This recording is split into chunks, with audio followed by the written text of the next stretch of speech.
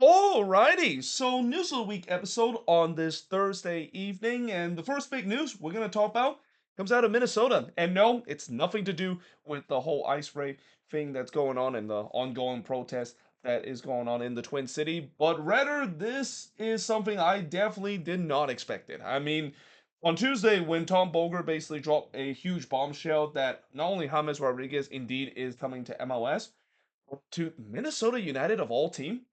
I didn't believe that that was the case. I thought that was too good to be true. But then a couple of days later, with this deal, seems like it was imminent, and the fact that even Fabrizio Romano mentioned that this deal is pretty much almost done today as well.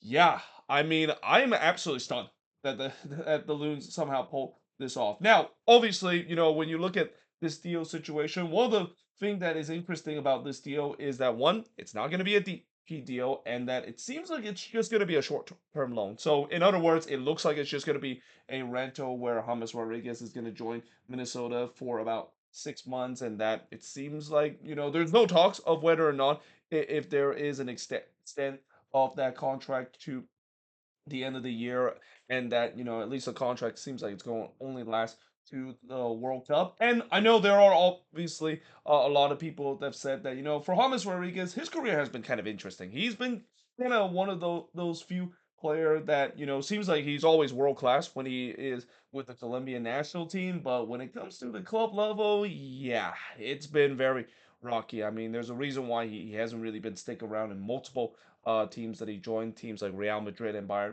Munich has given a chance of him a couple of times, and none of them, of course, it will work out. And there's no doubt that I think Minnesota did a good job in terms of one, not decided to offer this as a DP deal, because I think that would be pretty bad deal, especially with the way that there's been a lot of people talk about his work ethic and the fact that he's not very good, and the fact that he hasn't played in quite some while in competitiveness. How is he going to go get himself back to competitiveness and ready to get ready for the World Cup for Colombia? But at the end of the day, because of the fact that this is only a short term loan, and because of the fact that this is not a DP deal, honestly, I don't care if he is kind of washed up. This is easily the biggest name that Minnesota United has ever got in their franchise history. I mean, I think the previous biggest name you could say maybe is Darwin Quintero from Club America, and then they of course got Timu Puki recently. But this is the next level, and the fact that he decided to choose Minnesota United of all team. I remember a couple months that there was rumor that Miami was going to get him, but it looks like they back out of it. So the fact that he decided to choose Minnesota, and I kind of find it funny the fact that back in 2020 when he was with Bayern Munich, he mentioned the fact that he hate playing in the cold, and the fact that yeah, of all places you decided to choose one of the coldest city to play in, especially if he does play for this team in the beginning of season. I mean, the temperature is going to be in the 30s in February, and that's on a good day. That is there's no guarantee that the fact that that temperature could be even be lower on a typical day in St. Paul. So it is definitely a bizarre kind of signing, but honestly, as a Loons fan, I'm all for it. I'm pretty sure a lot of Loons fans are all for it as well. If he's there just to sell shirt, then it is perfectly fine, because again, this is a chance to really put Minnesota on the map for once. It's not very often that this team is on the map, besides what happened last year when they had Inter Miami and Messi and friends a 4-1 beatdown that they were really rarely put on the spotlight, not only in MLS but on the world stage. But yeah, this is one of the rare times that of course happened, and I'm interested to see how he's gonna do. If he does well enough, then the Loons does have an interesting decision to make before the World Cup begin, of whether or not if they maybe extend him to the end of the year. And the difficult decision of that is the fact that yes, if he is going to have a big impact to this team, especially on the attacking end. There is no guarantee that he can continue that after the World Cup as well. And this again goes back to the problem that he has when it comes to his work ethic. The fact that I think he is going to be motivated mainly because he knows that the World Cup is going to happen. But what happened once the World Cup is over? What happened when the World Cup is all said and done? Is he still going to be motivated to really push this team a chance to maybe even compete for MLS Cup that's the difficult decision that the Loons might have to make down the road. But honestly, for now, I think I'm think right now all they care is to secure the signing and the fact that yeah, again, this is a really shocking signing. I would have thought that if James Rodriguez was going to come to MLS, Minnesota United was probably one of the last club that I would have thought. I thought he would have probably gone to the big city like maybe Miami or even in LA or even in the New York area. Not Minnesota. That this is definitely a stunning kind of signing, and I give credit to the Loons, of course, pulling this off. But I also say that I feel like this move kind of is just sums up Minnesota United in terms of this offseason. And when I do my season preview of Minnesota United, not only the fact that I'm really looking forward to doing it because it is one of my team, but I think besides Inter Miami, you got to say that Minnesota United probably have had the craziest season out of any team so far because of all the movements that they have and now you have the unexpected signing of a Colombian superstar potentially going to the team and making it probably the biggest signing that the club has ever had in franchise history. Now, moving on. So RSL, they are looking to sign forward Morgan Gillespie from RCC Lons. In fact, they're actually not looking forward to sign. They actually officially made the signing. Now, from what I heard, he was okay during his time in league. Well, he actually spent most of the time in the Bundesliga with St. Pauli on loan, and he was okay doing that time. It's also important to know it's not a DP signing as well. So again, I know RSL desperately needs some help when it comes to the number nine position, and the fact that again this feels like it's them started to move on from their old core and building a new one in this rebuilding kind of stage that they're heading this season. But getting a guy like him, a guy that has been kind of pretty average doing his time with St. Pauli, I'm not quite sure if that's going to move the needle in terms of them starting to build themselves a decent core and get themselves back to competitive edge as soon as 2027 that is. Now, the Philadelphia Union, they have signed Colombian center back Guillermo Martinez from CA Juventud. Now, I don't know too much about this guy other than the fact that, there are some promise that he, of course, shown. And especially if there's one thing we know about the Philadelphia Union, when it comes to signings, they have done a really good job when it comes to finding diamond in the rough, and especially on the defensive side, they can make any defender look like an all star type of player. So I have a feeling he's probably gonna do well, and I don't think he's gonna be a day one starter straight away, but definitely a guy that could be a good depth piece for this Philadelphia Union side. Now, speaking of defenders, Sporting KC have signed Wyatt Meyer and Jaden Neal as free agents. Now that means that Sporting KC has really started to load up in terms of their defender. I believe they have now got 5 center back on their team, which is a lot for a team in the roster. But when you look at the situation that Sporting KC had, it's all pretty obvious that this team is going through a rebuild. Though when you look at the deals that they made, I mean, it's been kind of a little underwhelming so far. And this is after they got a new ownership, and the new ownership group have basically said all the right things and talk about big big fish hunting in terms of the transfer window. I mean, maybe that of course will continue in the near future, but for now, some of the signings that they made, it's been kind of underwhelming, and it just kind of feels like this team is gonna be heading to a last place finish, or at least close to that, heading into this rebuilding year that they're clearly going through this season. And then Nashville SC, they have signed Andy Naha to a contract extension. That is not a big surprise. I mean, Andy Naha has been a huge part of this team last season, especially on the attacking end. So no brainer for Nashville SC to lock him to a contract extension. Now, talking about some transfer rumors. So, the latest situation that I've heard about the George Sargent saga is the fact that now that the English Championship transfer window is over, Josh Sargent is still with Norwich City. Now, as I mentioned, it is an ugly situation right now with him at Norwich. It is pretty clear that he's burned every single bridge that he can burn, and that he is clearly in a holdout period right now, and that the good news is there is still a chance that he can go to Toronto FC. TFC is still very active when it comes to trying to get him, especially with the way that just because the English transfer window is over, doesn't mean the fact that he still can't come to MLS. MLS transfer window doesn't close until mid-March, so there is still time for TFC to, of course, make this deal done, and I do have a feeling eventually it will be done. And if it isn't going to be done, there is also a chance where TFC can of course sign him in the summer because I believe his contract does end in the summer as well. But either way, it's been an ugly kind of divorce that Jar Sargent has probably one of the more ugly divorce that we've seen of a player decide to come to MLS with their previous club. But if they do secure the signing, I mentioned before, this feels like it's a very Josie Altidore situation when Josie, of course, decided to come back to MLS, joining Toronto FC. And while he definitely didn't have as an ugly divorce with his previous club as Jars Sargent has had, Josie Altidore was a huge part of that championships side of that TFC side that have regularly become a contender in the East, and they're hoping that that's going to be the same case, especially with what Jar Sargent can bring to the table. I mean, he's still a very good goal scorer during his time with Norwich City as well, albeit the season has been kind of slowed down a little bit. So if you add that factor of him coming to MLS, I expect he should do well enough that maybe he might even get a outside chance of being on the national team.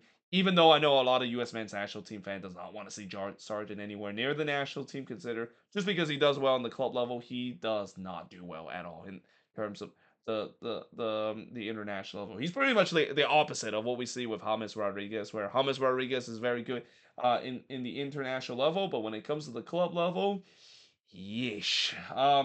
Now moving on. FC Dallas, they are in advanced talk to sign Uruguay attacking midfielder Joaquin Valente from Defensor. Now he's been spending on loan with Barcelona SC, not the club in La Liga, but the club in Ecuador. In fact, we have seen a couple of MLS players decided to come from Barcelona SC. I wonder if MLS team realized that that Barcelona team is not the same as the famous Barcelona team that we know in La Liga. But nevertheless, from what I also heard, that it seems like this is not going to be a DP signing. It might be kind of a high TAM kind of signing. So I guess FC Dallas is maybe trying to be cheap in terms of that. Obviously, the number 10 position is been the one that they needed heading into this season. After last season with what happened with Lucho Acosta, and they thought that they got that number 10. Yeah, it didn't work out whatsoever. I mean, Lucho Acosta, it was a huge fail during his time with FC Dallas. It got so bad, the fact that when he exited this team, FC Dallas immediately become much better, especially on the attacking end. So they're hoping that this guy maybe will take it to the next level. Although again, because he's kind of on a non-DP contract, there is definitely a little bit lower ceiling because of that. Now, speaking of DP signing, so NYCFC was on the verge of signing Musa Sila from Schalke, but now it seems like that deal is off. Apparently, they said that he failed the medical, so the deal, of course, is off. But many people think that that is actually not entirely true. Many people feel like NYCFC is only using the medical reason as an excuse because from what people have said, and especially what NYCFC fans have said, the fact that it feels like the club maybe had a symptom of cold feet, and that they feel like maybe they kind of overpaid a little bit for a nine, and they desperately need a nine, especially with Alonso Martinez probably going to be out for the majority of next season, with him still recovering from that torn ACL injury that he suffered again in international break with Costa Rica. But yeah, there were signs that this might be the temporary replacement, but now it doesn't seem like that is going to be the case. And now NYCFC is back on that road of trying to get a number 9 to replace Alonso Martinez, and we'll see which player that they're going to go after. Now, moving on, in terms of, I'll talk about news that's unrelated to signings and transfer rumors. So, the BC government have mentioned that they are actually working a deal to try to keep the Vancouver Whitecaps in Vancouver. Apparently, this deal seems like they're going to get like $1.5 million in profit. Now, I'm not quite sure exactly if that is per game or it's actually per year. Something tells me it's probably per year. And if it is per year that the Whitecaps are going to getting, that is way too low. There is no way in hell the ownership group will accept this deal. I mean, if they accept this deal, they might as well just relocate it right now, because this feels like a very bad deal for the Whitecaps to have. And the Whitecaps situation, as I mentioned in the season preview, as much as we talk about how the Whitecaps are going to be a contender in MLS, it is kind of sad to see this situation. The fact that, yeah, there's a lot of uncertainty future with the Vancouver Whitecaps with the current sale not going through the way that they want to. And little do we know that I wouldn't be surprised in the upcoming months if this deal continued to stall out. We might have the save the cap situation similar to what we have to save the crew situation. And I'm just hoping that eventually the Whitecaps will find something out, similar to what we see with the Crew. Eventually found something out, found a new ownership, and decided to build themselves a new soccer stadium in downtown Columbus. This might be the same case with Vancouver, except instead of building it in downtown Vancouver, I believe they said that they were building a site near Surrey that is. But yeah, again, it's going to be interesting to see whether or not if they can work this deal. If they are going to be able to reach a deal with the BC government, or the fact that they find a new ownership, there is no doubt that that is definitely a sign that the Whitecaps are going to be saved. But as of now, there's still a lot of uncertainty. And if they do not find a new owner, it will be very interesting to see what the league will do. I mean, relocation is definitely a big factor. And a lot of people have said that either this team gets relocated to Las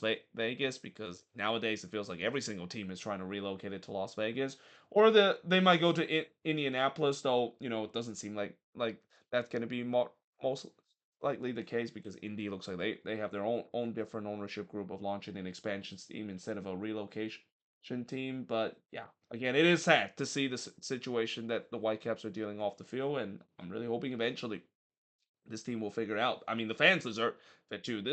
We're really starting to see this Whitecaps fan start to grow, especially in terms of the good run that they had last season, and it will just be just absolutely heartbreaking to see Whitecaps fans, to see their team going through the most successful period of their time in MLS, to now on the verge of potentially even leaving to Vancouver and relocate to somewhere else as a resort.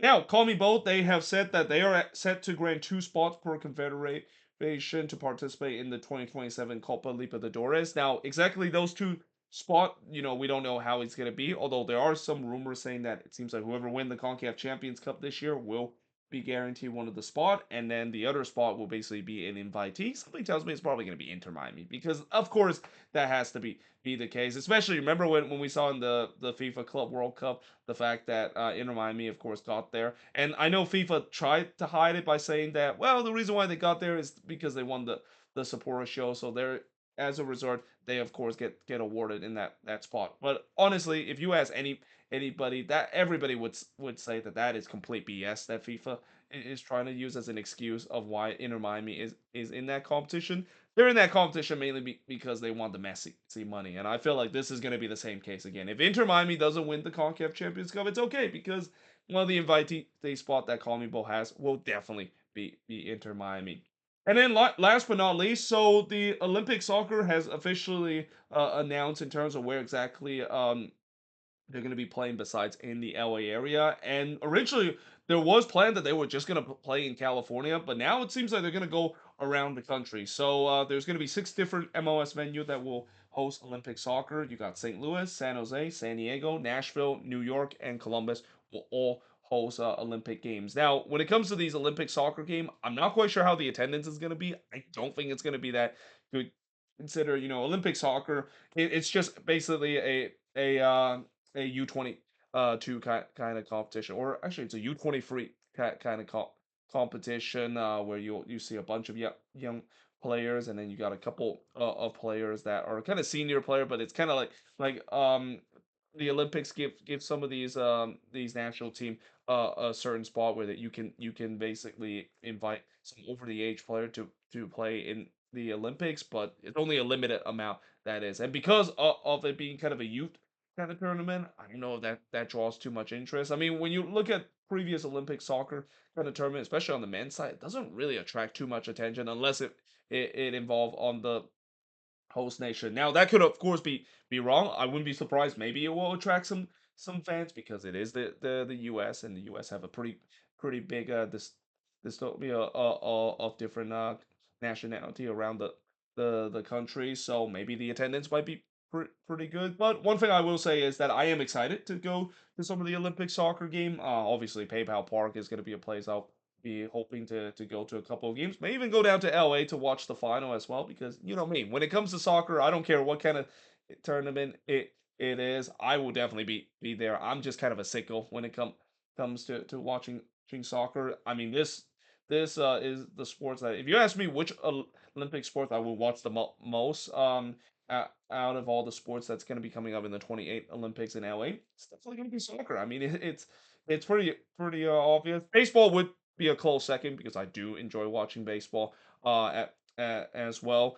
Definitely looking forward to maybe making a couple of trip down to LA, going to Dodger Stadium to watch some of the baseball games. But soccer is definitely going to be the one sports that I'll be watching. I probably won't be traveling to like other different part of the country to do so. I'll probably just stay in California, going to games in San Jose, say LA, and maybe even down to Snapdragon Stadium in San Diego to watch a couple of games. But yeah, I'll definitely hope to see if I can maybe go to the final that's going to be playing in LA, and I believe the final itself. I don't remember if they're going to be playing at the Rose Bowl or at SoFi Stadium. I believe it's going to be at the Rose Bowl because I think they said that SoFi Stadium is used more for the swimming competition, which is kind of weird to see that stadium being host for swimming when originally it was supposed to host the final of the Olympic soccer event. But it looks like it's going to be the Rose Bowl that will host it itself, which I mean, as iconic as the Rose Bowl is, I'm not really that happy the fact that it's at the Rose Bowl. Considered,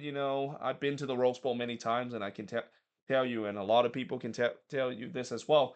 Going to an event in the Rose Bowl is like running a marathon. I mean, it is a nightmare to get in there and get out of the stadium because of the location that is. But I mean, I guess it makes sense. You have it at the Rose Bowl, consider that's been a venue that has hosted a lot of iconic event, including the last World Cup final that was happening here in the U.S. back in '94.